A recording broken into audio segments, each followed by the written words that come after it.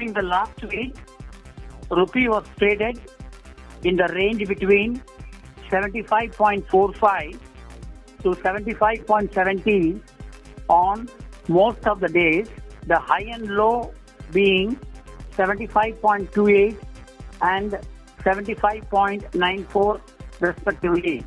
The market is not enthused about the stimulus measures, but instead kept its focus on the bleak economic outlook and concerns over the virus spread. Volatility in the exchange rate has reduced significantly, and the exchange rate is hovering in a tight range with neutral bias. One can reasonably expect the rupee to trade between 75.10 to 76.30 till the end of this month. In the period from the end of March 2020 till 15th May, BSE Sensex posted significant gains of 5.5%, but the rupee had appreciated by 10 paisa per US dollar in the above period. We have observed the upside rally in stocks had minimal impact on the exchange rate, while the significant fall in local stocks spurred a down move in the domestic currency. The increase in forex reserves by USD 4.27 billion in the week ended May 8 raised a quantum of forex reserves to USD 485.31 billion as on that date.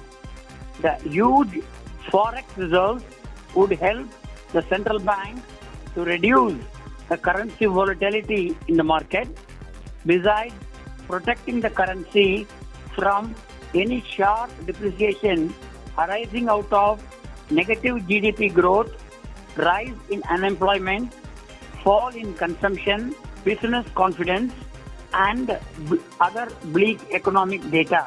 Indian exports fell by over 60% to USD 10.3 billion in April.